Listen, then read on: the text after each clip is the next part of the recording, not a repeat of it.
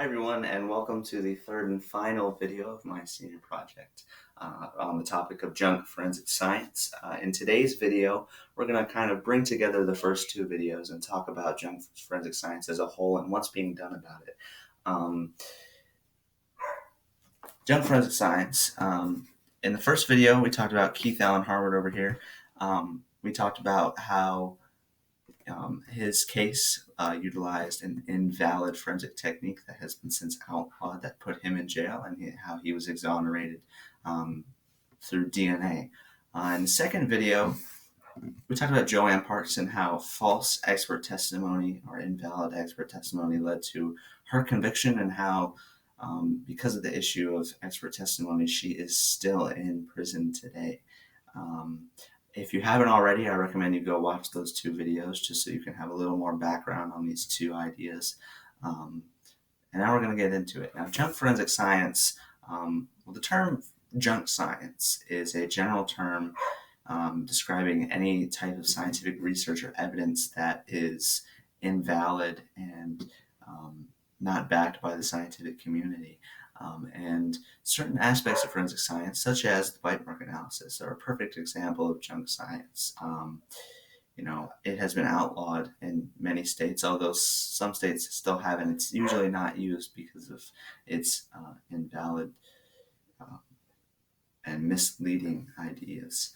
The main issue in junk forensic science surrounds the idea of the Daubert standard. The Daubert standard was established by the Supreme Court in Daubert v. Merrill Pharmaceutical.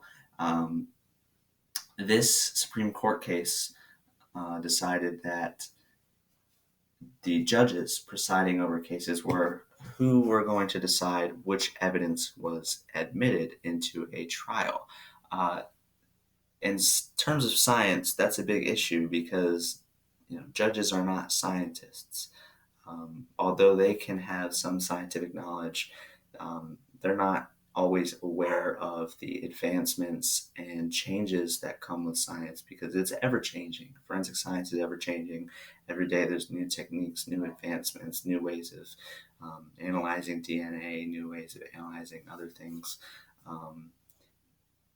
And judges often can't keep up with that because of other aspects of their jobs.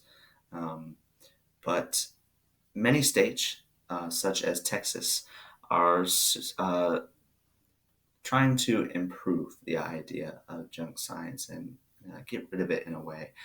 The main two states, Texas and Virginia.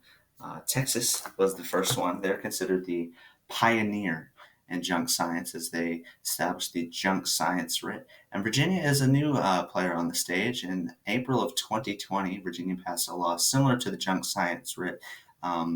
And the content of these two laws are very similar. The junk science writ and HB 974 kind of established that, in any case where scientific evidence may have misled and caused wrongful conviction, a person can appeal their case based on new scientific evidence or DNA, and that you can do this more than once. Often in cases such as Joanne Parks in California, she appealed her case once and it failed, and she's still in prison. In California, without that law, she is stuck in prison. She cannot reapply. But in states such as Virginia and Texas, even if you plead guilty in your case, you can reapply to have your case analyzed multiple times. These two states are leading in correcting junk science, and they're starting to create a domino effect across the nation where a few more states at a time create laws such as these. Again, I want to thank you for tuning in to this video, and if you have the other two videos, I really appreciate it. It means a lot to me. I hope you learned something. I hope you can spread this information to your friends and family and just kind of think about it going forward. Have it sit in your mind. What is junk forensic science doing? Thank you again, and have a great day.